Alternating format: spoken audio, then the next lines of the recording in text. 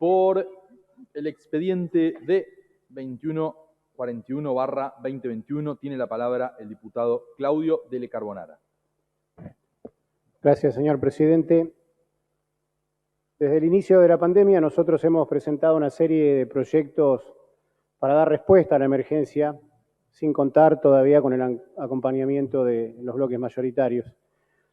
Mientras entramos ahora en el peor momento de la crisis, las medidas del gobierno son de apertura, de flexibilización y responden más a una necesidad y a las presiones empresariales, flexibilizando actividades que conlleva obviamente a una mayor circulación del virus.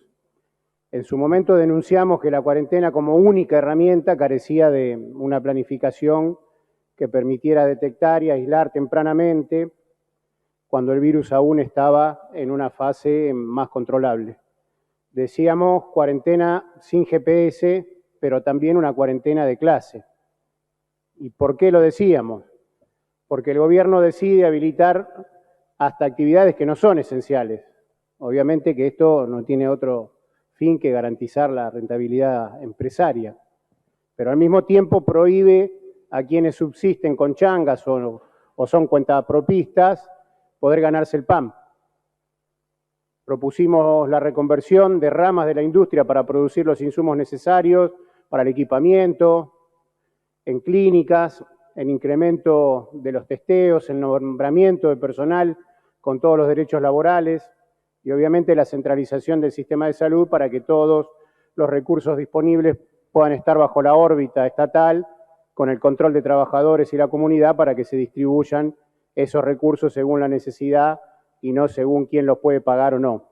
Hasta ahora, lamentablemente, nada de esto se hizo.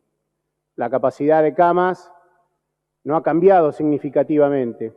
Prepandemia había un informe de 850 camas y después de 4 meses se han alcanzado casi 2.000 camas.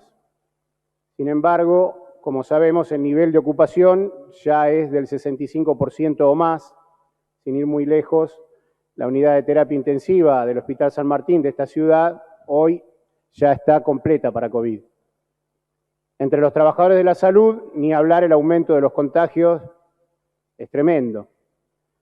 En el Posadas, nada más en una semana, fue de 104 nuevos casos y con esto ya son más de 270 trabajadores con COVID positivo y unos 1.135 trabajadores que tuvieron que ser aislados, de los cuales aproximadamente 383 aún permanecen en esa situación.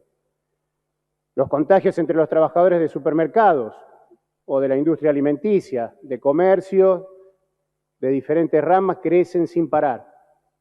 En Coto, por ejemplo, ya son 458 los trabajadores contagiados en el ámbito del AMBA.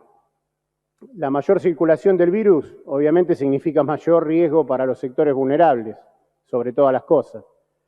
Por eso, para nosotros es urgente disponer el aislamiento en hoteles y lugares seguros, con la provisión de todo lo necesario, un salario de cuarentena para quienes no tienen acceso a las licencias pagas o se quedaron sin empleo, alimentación saludable garantizada desde las escuelas y los centros de atención primaria y para todas las familias que los demanden. Junto con esto, tenemos que insistir una vez más en el derecho a las licencias para el personal de salud con factores de riesgo, esos que están dejando la vida en la primera línea. Insistimos a esta Cámara con pedir el voto con urgencia para este proyecto, porque ya el COVID se ha cobrado nuevas vidas desde la sesión pasada hasta esta de trabajadores que deberían estar resguardados en sus casas y que no tienen acceso a esas licencias. No pueden decir que no hay plata, porque mientras se destinan millones para pagar la deuda, mientras se niegan a un impuesto extraordinario a las grandes fortunas, que hay que invertir en las prioridades para que esa plata vaya a la salud, a vivienda, salario y no a los especuladores, siguen poniendo en riesgo su vida millones y millones de trabajadores y trabajadoras de la salud y de otras ramas cotidianamente. Así que les pedimos una vez más a todos los bloques reconsiderar para poder tratar estos proyectos y aprobar, porque se trata de una necesidad urgente para no seguir pagando los costos de la crisis en vidas humanas. Muchas gracias, señor presidente.